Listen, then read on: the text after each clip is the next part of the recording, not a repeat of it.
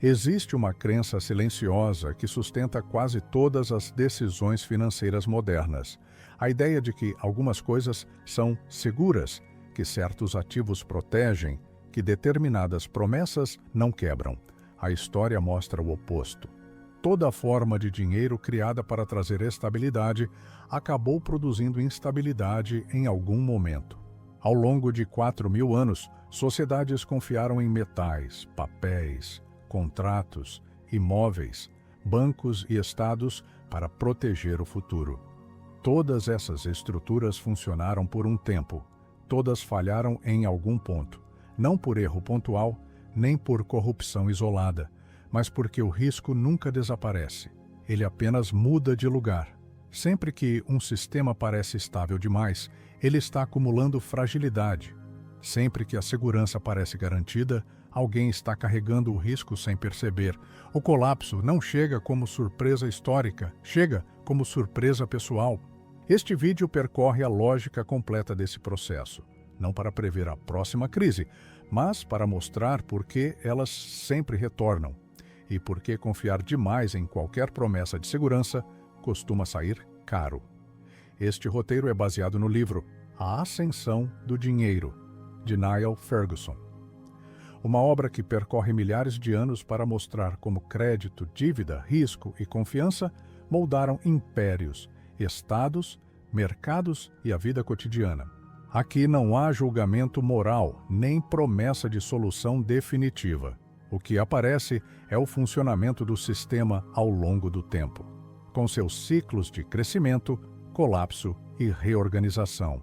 Se esse tipo de análise te ajuda a entender o mundo em que você vive, curta o vídeo e se inscreva no canal. Em momentos de colapso, a primeira promessa que reaparece é sempre a mesma. A ideia de um mundo sem dinheiro reaparece sempre que o sistema financeiro entra em crise. Em diferentes momentos da história, surgem projetos que prometem abolir a moeda e substituí-la por distribuição direta, planejamento coletivo ou simples cooperação humana. A promessa é sempre a mesma. Eliminar o dinheiro eliminaria o conflito. Na prática, nenhuma sociedade complexa conseguiu funcionar assim de forma duradoura. Sociedades humanas sem dinheiro existiram, mas compartilhavam um traço decisivo. Não produziam excedente e não planejavam o futuro.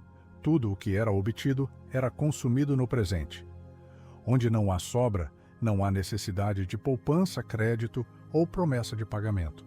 Isso não significa harmonia, significa apenas ausência de economia complexa. O dinheiro surge quando o excedente aparece. Quando uma parte da produção deixa de ser consumida imediatamente, surge a necessidade de organizar o tempo. Guardar, trocar depois, prometer entregar mais tarde. O dinheiro nasce exatamente aí e ele não nasce como metal. Antes de moedas, já existiam registros de dívidas, prazos e juros. Tábuas, contratos e anotações organizavam quem devia, quanto devia e quando deveria pagar. O núcleo do sistema financeiro nunca foi o objeto físico. Sempre foi a promessa registrada entre credor e devedor. O metal entra depois, não como origem do dinheiro, mas como tecnologia política. Ouro e prata são duráveis, divisíveis e portáteis. Mas não valem por si, seu valor depende da autoridade que os cunha e garante sua aceitação. Desde o início, cunhar moeda foi um ato de poder estatal. Expandir a quantidade de moeda nunca criou riqueza real, apenas redistribuiu poder e renda. Quem controla a emissão se beneficia primeiro, os preços ajustam depois. Quando o comércio se expande para além da vizinhança imediata, o risco passa a ocupar o centro do sistema. Emprestar significa aceitar a possibilidade de não receber. Juros surgem como compensação direta desse risco. Onde o risco é baixo, os juros são baixos. Onde o risco é alto, os juros sobem. Onde o risco é extremo, o crédito se torna instável. O problema do crédito individual aparece cedo. Sistemas baseados em poucos credores E poucos devedores quebram quando um grande tomador não paga. Uma falha isolada se transforma em colapso geral. A resposta histórica não foi moral nem ideológica, foi institucional. Bancos surgem para diluir risco. Ao reunir muitos depositantes e muitos tomadores, transformam perdas individuais em eventos administráveis. O credor isolado é substituído por uma estrutura capaz de avaliar informação, diversificar exposição e sustentar juros mais baixos. A virada estrutural ocorre quando os bancos adotam reservas fracionárias. Eles deixam de emprestar apenas o metal que possuem e passam a criar crédito sobre depósitos. O dinheiro deixa de ser coisa, passa a ser relação contábil. O limite da economia deixa de ser o metal disponível e passa a ser a confiança no sistema. A história financeira mostra que prosperidade não depende de metal, mas de instituições capazes de sustentar crédito confiável ao longo do tempo. A segunda grande transformação do dinheiro não acontece dentro dos bancos. Ela acontece quando o crédito deixa de ligar apenas pessoas e empresas e passa a ligar diretamente estados e investidores. Isso acontece com o surgimento do mercado de títulos. Um título é uma promessa formal de pagamento futuro com juros. Diferente de um empréstimo comum, essa promessa pode ser comprada e vendida todos os dias. O preço do título muda constantemente, e esse preço determina a taxa de juros de longo prazo da economia. Quando o preço do título cai, os juros sobem. Quando os juros sobem, o custo do crédito aumenta para o governo, para as empresas e para as famílias. Hipotecas ficam mais caras, investimentos são adiados, o crescimento desacelera. Assim, o mercado de títulos se transforma em um mecanismo permanente de julgamento. Ele avalia todos os dias a credibilidade de governos inteiros. Não depende de eleições, não depende de leis, funciona de forma contínua. A lógica nasce da guerra. Conflitos prolongados exigem recursos imediatos. Exércitos precisam ser pagos agora. Armas precisam ser produzidas agora. Impostos raramente são suficientes. Estados recorrem ao endividamento. Para que isso funcione, investidores precisam acreditar que receberão no futuro. A dívida só é possível quando existe confiança. O primeiro modelo funcional surge quando quem empresta ao Estado também participa do poder político. Credores e governantes pertencem ao mesmo grupo social. Quem financia o governo também o controla. Esse arranjo cria o incentivo central para honrar dívidas e manter juros baixos. Esse equilíbrio é frágil. Guerras longas fazem a dívida crescer rápido demais. A confiança começa a cair. Os preços dos títulos recuam. Os juros sobem. O custo da dívida se espalha por toda a economia. O crédito encarece. O comércio trava. O crescimento desaparece. Estados com instituições frágeis entram em ciclos previsíveis. Sem credibilidade, pagam juros altos. Juros altos ampliam déficits. Déficits corroem ainda mais a confiança.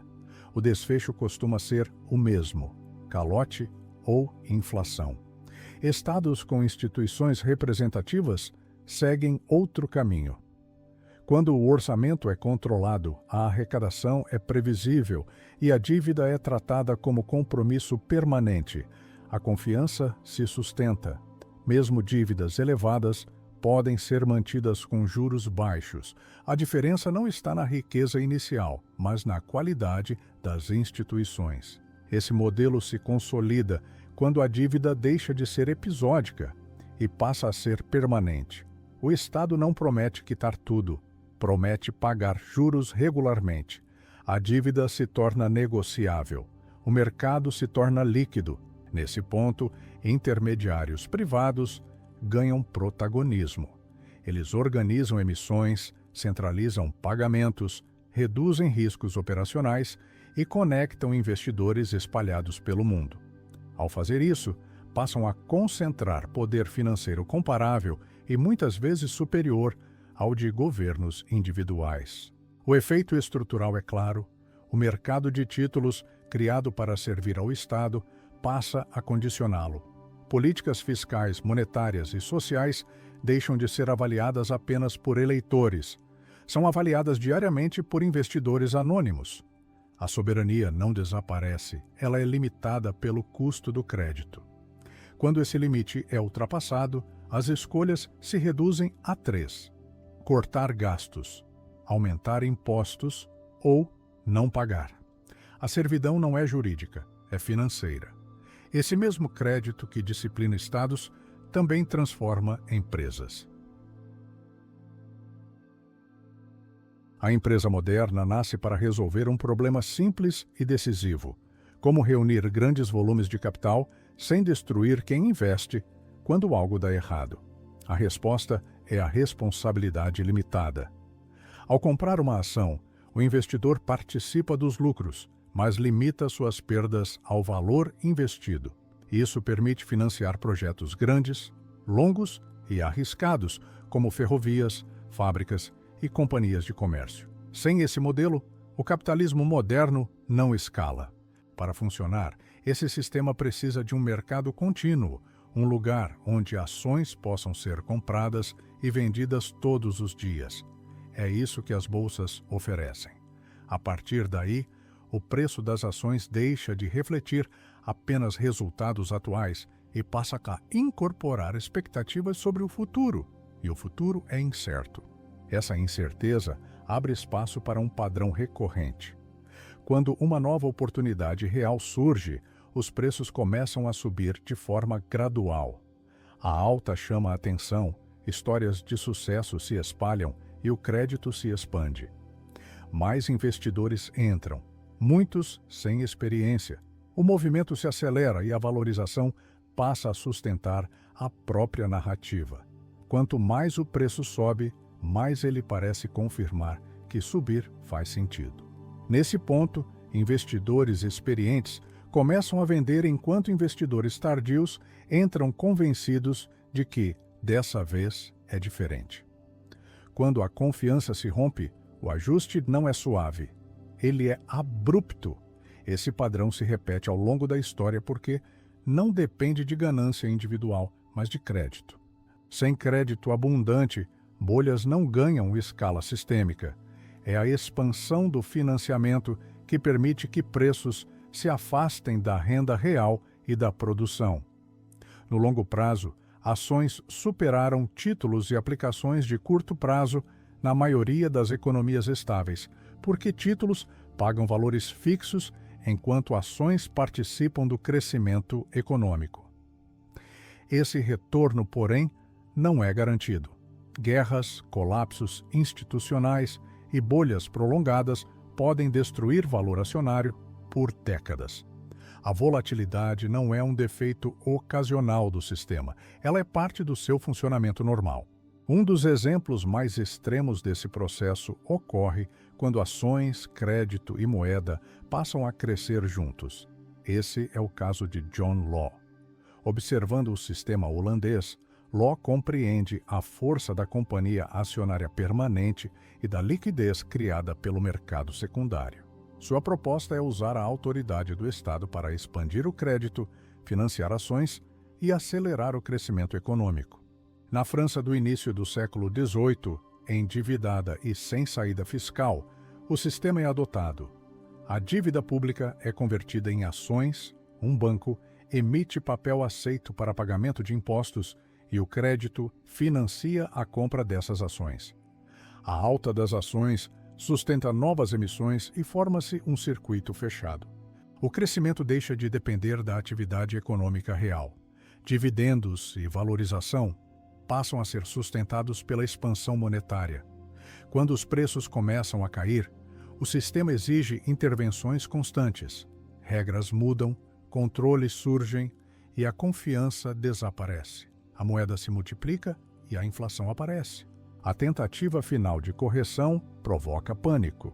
O banco fecha, as ações despencam e o sistema colapsa de forma total. O efeito vai além da perda financeira.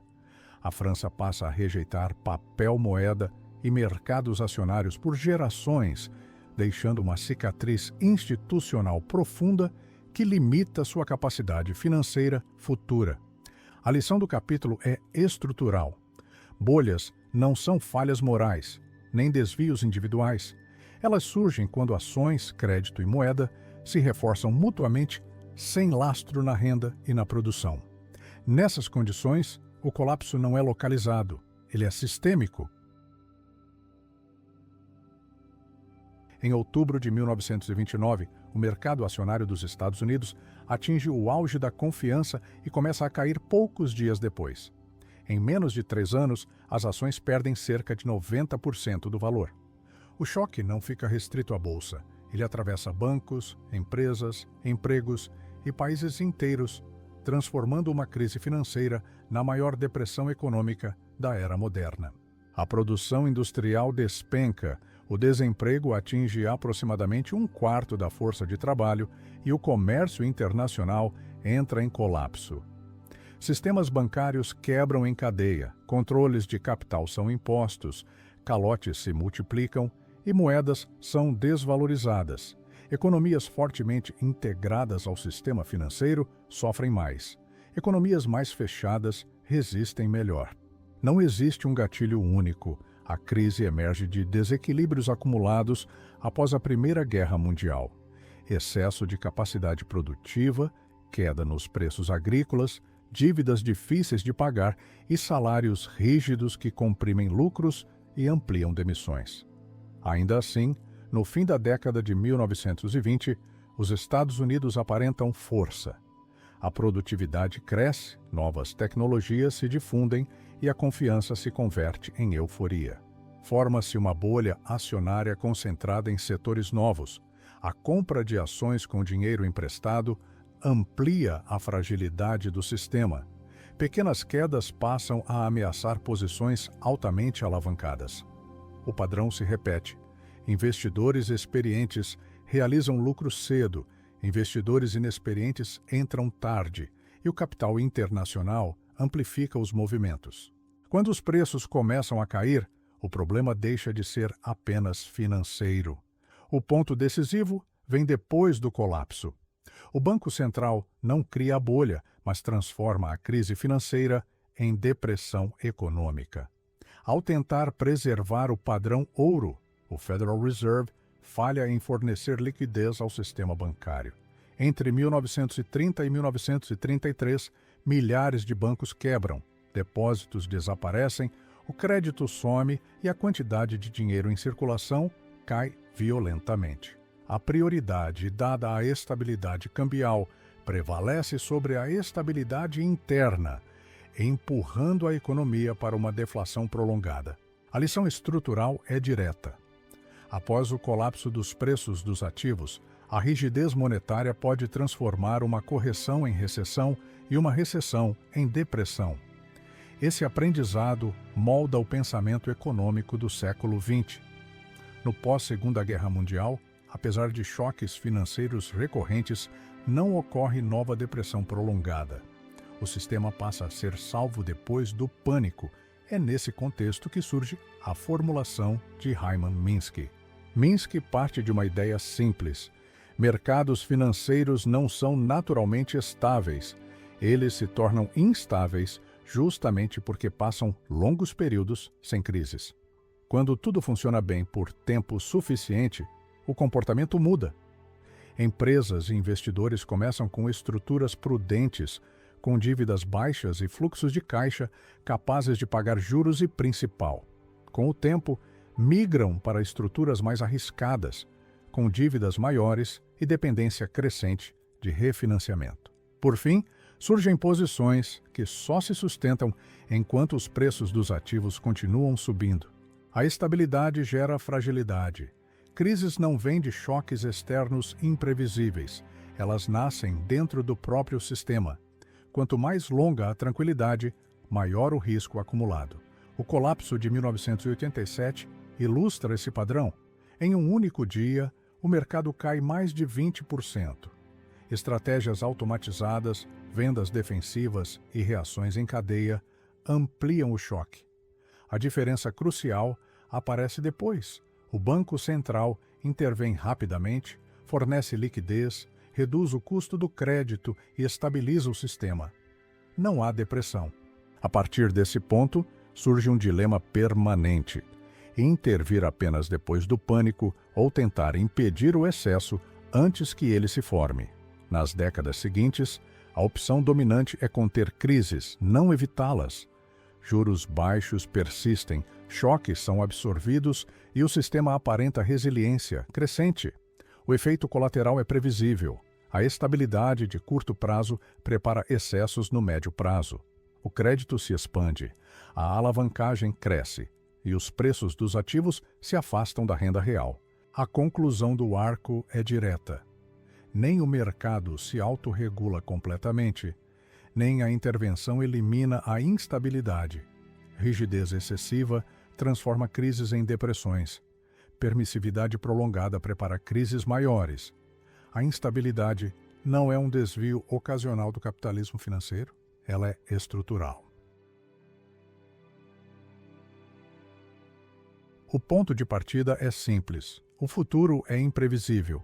Doença, acidentes, invalidez e morte não são exceções raras, são eventos recorrentes ao longo da vida.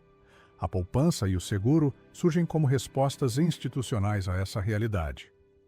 O seguro moderno transforma perdas individuais incertas em custos coletivos previsíveis.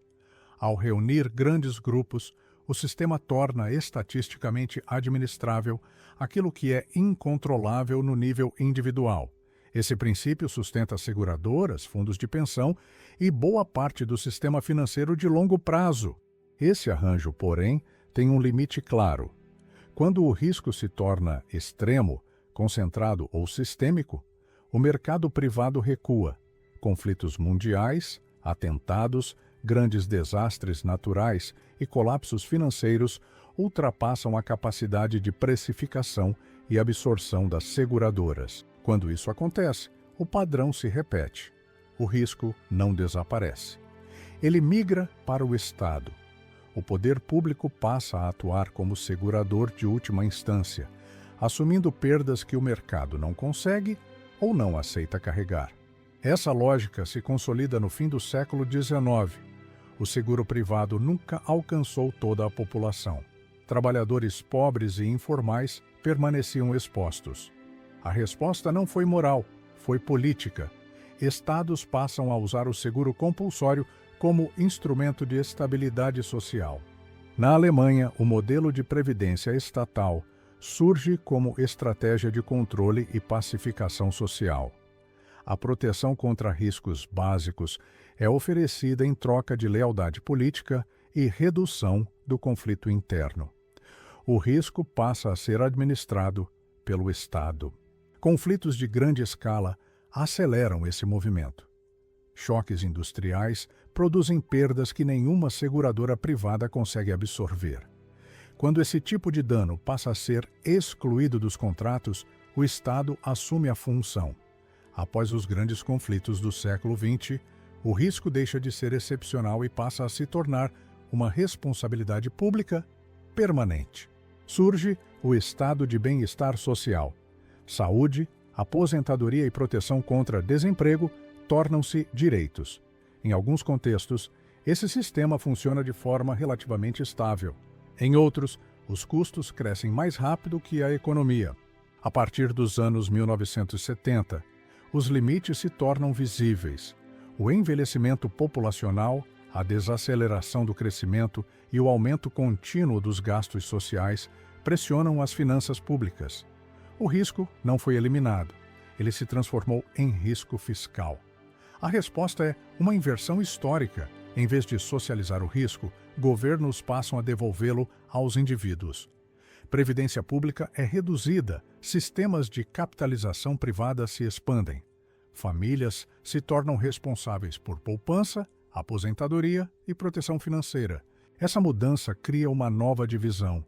Grandes empresas e investidores institucionais conseguem comprar proteção sofisticada por meio de hedge, derivativos e seguros estruturados. Famílias comuns dependem de poupança limitada, seguros básicos ou apoio estatal residual.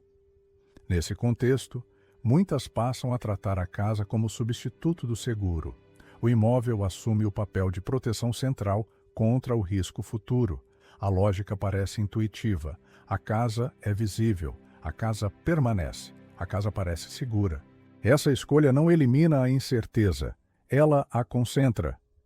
Um único ativo passa a carregar a função de moradia, poupança, aposentadoria e proteção contra o risco. O capítulo se encerra com a tensão central. Em um mundo mais velho, mais integrado e mais exposto a choques extremos, a capacidade de se proteger tornou-se profundamente desigual. O risco não desapareceu. Ele apenas mudou de mãos. A propriedade imobiliária se torna o jogo financeiro mais difundido das economias modernas. Diferente de ações ou títulos, a casa parece simples de entender. É física, é visível, está ali todos os dias. Isso cria uma sensação imediata de segurança. Essa percepção não surge por acaso, ela é construída. Ao longo do século XX, estados passam a tratar a casa própria como pilar de estabilidade econômica e social. Comprar um imóvel deixa de ser apenas uma escolha privada. Torna-se um objetivo coletivo. A lógica é direta. Um imóvel não desaparece. Pode ser usado como garantia. Isso transforma a casa no colateral ideal para o crédito. Emprestar para imóveis passa a ser visto como operação de risco mínimo. Com isso, o crédito imobiliário cresce continuamente. Hipotecas deixam de servir apenas para moradia. Passam a financiar consumo, pequenos negócios e aposentadorias implícitas. A casa vira instrumento financeiro central. Esse arranjo é também político. Ao incentivar a posse do lar, estados ampliam o número de cidadãos interessados na valorização dos ativos e na estabilidade dos preços. A democracia da posse substitui antigas elites fundiárias por milhões de pequenos proprietários endividados. Nos Estados Unidos, esse modelo é construído de forma deliberada após a Grande Depressão. O colapso imobiliário dos anos 1930 mostra que a moradia é um ponto sensível de instabilidade social. A resposta estatal reformula o sistema de crédito. Hipotecas passam a ser longas, totalmente amortizadas e padronizadas. O governo garante parte do risco. Bancos deixam de carregar o peso total da inadimplência. O risco se desloca silenciosamente para o setor público. O resultado é a massificação da casa própria. Subúrbios se expandem. Milhões entram no mercado imobiliário. O crédito se torna abundante. A percepção de segurança se reforça a cada ciclo de alta dos preços. Esse sistema funciona enquanto três condições permanecem ativas: crescimento da renda, crédito acessível, valorização contínua dos imóveis. A segurança da casa não é intrínseca, ela depende dessas condições. Quando o regime monetário muda, a fragilidade aparece. Juros mais altos encarecem prestações. A renda deixa de acompanhar os preços. Para manter o modelo funcionando, o crédito precisa se expandir para tomadores mais arriscados. Surge o subprime, hipotecas com juros ajustáveis, baixa amortização e financiamento quase integral passam a sustentar a democracia da posse do lar. A solução política vira fragilidade financeira. A securitização rompe o vínculo entre credor e devedor. Hipotecas são empacotadas, vendidas e espalhadas pelo sistema financeiro global. O risco parece diluído. As garantias implícitas permanecem. Enquanto os preços sobem, o sistema se sustenta. Quando param de subir, o colateral se dissolve. Dívidas passam a valer mais do que os imóveis. Execuções se multiplicam. O crédito trava. O risco retorna ao ponto de origem.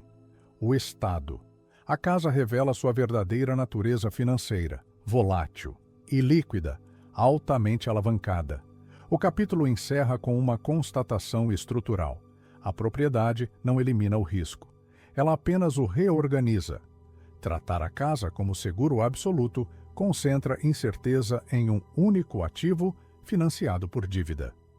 É a partir dessa ilusão de segurança que crises financeiras modernas ganham escala sistêmica. A tese analisada aqui parte de uma promessa simples. A pobreza persistiria não por falta de ativos, mas por falta de propriedade formal. Milhões vivem em casas que ocupam de fato, mas não possuem de direito. Sem escritura, essas casas não poderiam ser usadas como garantia.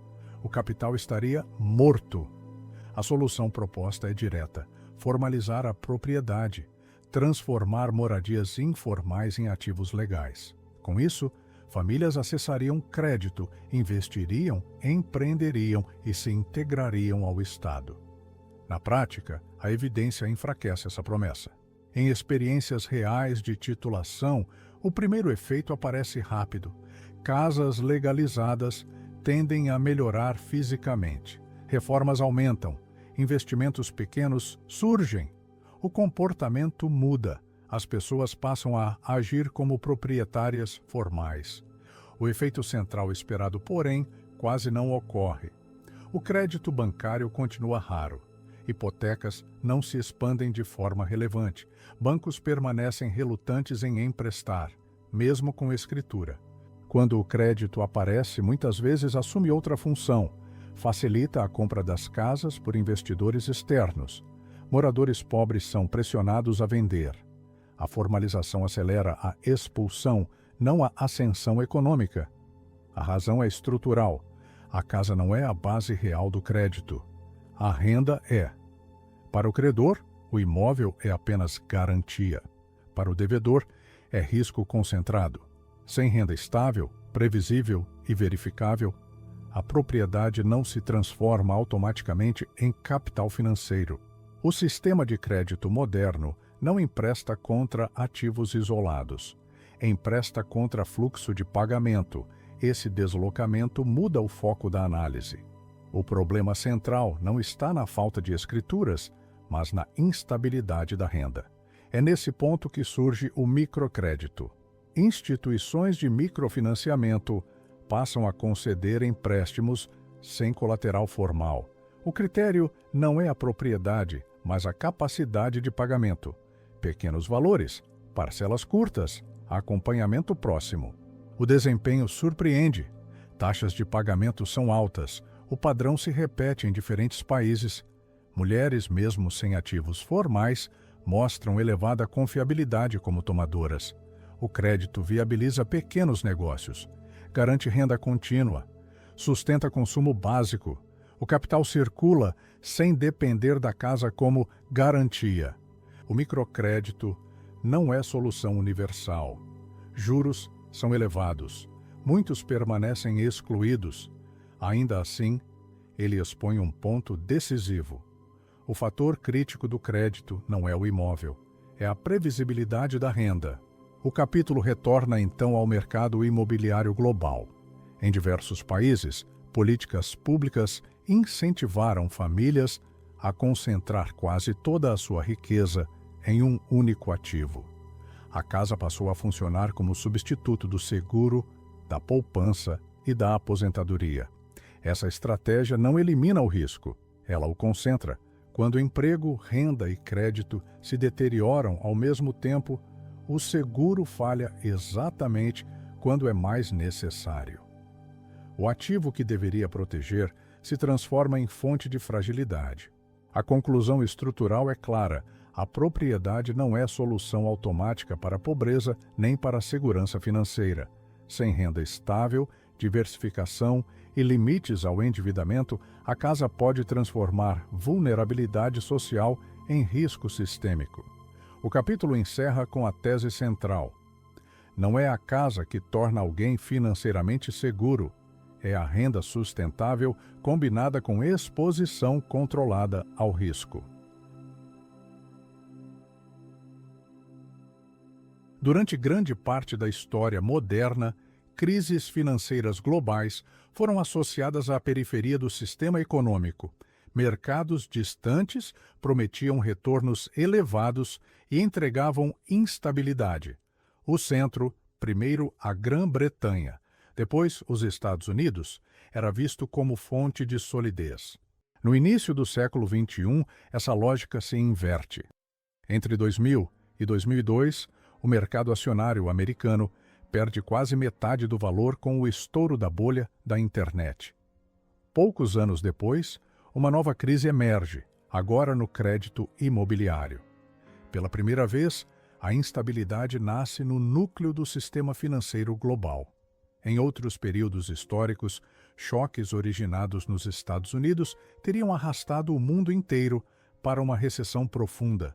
Desta vez, isso não ocorre de imediato. A Ásia parece resistir. A economia global continua crescendo. Surge então a ideia do descolamento. O crescimento mundial não dependeria mais do desempenho americano. A liderança estaria migrando para o Oriente, especialmente para a China. Caso essa leitura seja correta, indicaria uma mudança estrutural no equilíbrio do poder econômico mundial. Após mais de um século de domínio britânico e depois americano, a China apresenta crescimento acelerado por décadas. Taxas elevadas se mantêm por longos períodos.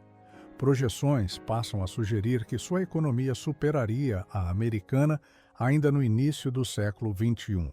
Esse otimismo convive com sinais de alerta. Envelhecimento populacional, pressões ambientais e tensões inflacionárias já são visíveis. Ainda assim, a percepção dominante é de virada histórica. Para entender essa possibilidade, o texto recua no tempo. Durante séculos, Oriente e Ocidente apresentaram níveis semelhantes de renda per capita. A China pré-moderna era sofisticada, urbanizada e tecnologicamente avançada. Em muitos aspectos, superava a Europa. A ruptura ocorre entre 1700 e 1950. Enquanto a Europa e, sobretudo, os Estados Unidos passam por crescimento acelerado com a Revolução Industrial, a renda chinesa estagna ou recua. Forma-se a chamada Grande Divergência. Duas explicações estruturais se destacam. A primeira é material. A expansão imperial europeia alivia pressões internas e fornece acesso a recursos, mercados e trabalho. A proximidade de jazidas de carvão facilita a industrialização em larga escala. A segunda é institucional e financeira. A fragmentação política europeia estimula competição fiscal, inovação financeira e desenvolvimento de mercados de capitais. Estados precisam convencer credores. Instituições surgem para sustentar crédito de longo prazo. A China segue outro caminho. Como império unificado, enfrenta menos competição interna. A capacidade de financiar déficits por meio da moeda reduz o incentivo à criação de mercados financeiros profundos. Quando instituições modernas chegam, vêm associadas ao imperialismo ocidental e passam a ser rejeitadas. Pela primeira vez, o dinheiro começa a circular mais rápido que a política. Antes de 1914, comércio internacional, fluxos de capital e migração já atingiam níveis elevados. Investidores europeus aplicam em todo o mundo. A integração econômica é profunda. Essa primeira globalização, porém, não produz desenvolvimento sustentável em grande parte da Ásia. O capital estrangeiro se associa à dominação política. O resultado é exploração, instabilidade e ressentimento. O sistema colapsa abruptamente com a Primeira Guerra Mundial. Em poucos dias, mercados fecham. A liquidez desaparece. Bolsas suspendem negociações. Estados intervêm com moratórias, controles e emissão de moeda. A integração global é desmontada. No período seguinte, tarifas, controles de capital e fechamento econômico se espalham. A primeira era da globalização chega ao fim. O texto retorna então ao presente para formular seu alerta central. A ideia de um mundo pós-americano pode parecer convincente em períodos de crescimento contínuo. A história, porém, recomenda cautela. Ordens globais profundamente integradas já pareceram estáveis antes. Também ruíram de forma rápida e inesperada. Integração econômica não elimina rivalidade política. Em certos contextos, ela a intensifica. Globalizações não terminam apenas por falhas econômicas. Elas são interrompidas por reações sociais, choques políticos e conflitos que surgem quando menos se espera. O capítulo se encerra com sua tese fundamental. Sistemas globais levam décadas para se formar e podem ser desmontados em questão de dias. A estabilidade aparente do presente nunca é garantia de continuidade. O sistema financeiro moderno não é um acidente nem uma invenção recente. Ele resulta de milhares de anos de tentativas humanas de organizar promessas no tempo. Desde os primeiros registros de dívida até os mercados globais atuais, a lógica central permanece: transformar obrigações futuras em algo utilizável no presente. O dinheiro muda de forma, mas não muda de função. Em sua essência, o dinheiro não é metal, papel ou código digital. É uma relação formal entre quem deve e quem tem a receber. A partir dessa relação surgem bancos, mercados, títulos, bolsas, seguros e fundos. Esse conjunto institucional permitiu algo inédito na história humana: coordenar produção, poupança e investimento em larga escala, sem depender exclusivamente de coerção ou planejamento central. Onde essas instituições se consolidaram, houve crescimento. Onde falharam, houve estagnação ou colapso. Essa trajetória nunca foi estável. A história financeira é marcada por ciclos recorrentes de expansão e crise. Colapsos não são exceções raras nem falhas pontuais. Eles ocorrem repetidamente, inclusive em economias avançadas, com alto nível de informação e instituições sofisticadas. A instabilidade não é um desvio do sistema, é parte dele. Uma das razões centrais para isso é a incerteza radical. Muitos eventos decisivos do futuro não podem ser calculados como riscos mensuráveis. Conflitos mundiais, rupturas políticas e choques sociais escapam a qualquer modelo confiável. Diante desse desconhecimento, investidores tendem a projetar o presente indefinidamente, seguindo consensos frágeis e reproduzindo comportamentos dominantes. Outra razão está no comportamento humano. Mercados são formados por pessoas sujeitas a vieses persistentes. Perdas pesam mais que ganhos. O excesso de confiança se repete. Eventos extremos são ignorados até ocorrerem. A imitação substitui o julgamento independente.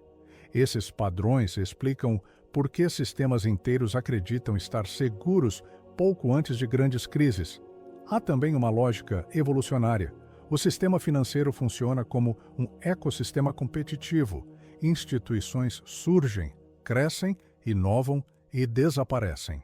Algumas práticas aumentam eficiência, outras ampliam fragilidades. O processo não é moral nem racional, é seletivo.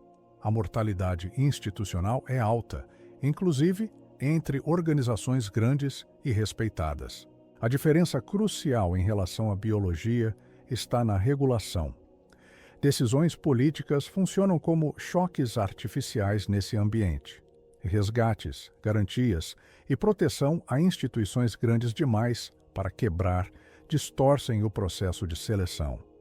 Ao eliminar a possibilidade de falência, o sistema preserva estruturas frágeis e cria risco moral. As crises não desaparecem, apenas se acumulam. Crises, portanto, produzem perdas reais, mas a destruição não é um erro ocasional, é um mecanismo de ajuste. A falência faz parte do funcionamento do sistema financeiro. Ainda assim, no longo prazo, a trajetória das finanças foi ascendente. Após cada colapso, o sistema se reorganiza, muda de forma e segue operando, redistribuindo risco e reorganizando promessas. A conclusão é simples e direta. Os mercados financeiros não são entidades externas à sociedade. Eles não têm vontade própria, são espelhos, refletem virtudes, medos, excessos e limitações humanas. O problema não está no espelho, está no que ele revela. Ao longo de 4.000 anos, o sistema financeiro mudou de forma, mas nunca de lógica. Promessas foram criadas para organizar o futuro. Instituições surgiram para sustentar confiança, e crises reapareceram sempre que essa confiança foi levada longe demais. O dinheiro permitiu crescimento, mas nunca eliminou o risco. Bancos diluíram perdas individuais, títulos disciplinaram estados, ações ampliaram ganhos e colapsos, seguros socializaram riscos, imóveis concentraram incerteza, globalizações conectaram economias e espalharam crises com a mesma velocidade. Em todos os períodos, o padrão se repete. Onde as instituições funcionam, o sistema avança. Onde falham, o ajuste vem na forma de crise, não como punição moral, mas como limite estrutural. O sistema financeiro não foi feito para ser estável. Ele oscila, porque reflete o comportamento humano diante de um futuro incerto. Medo, confiança e euforia se alternam, e toda tentativa de eliminar o risco apenas o empurra para outro lugar. Se esse vídeo te ajudou a enxergar onde a segurança termina e o risco começa, curta, compartilhe e se inscreva no canal. E comenta aqui embaixo, qual promessa de segurança você acha mais frágil hoje?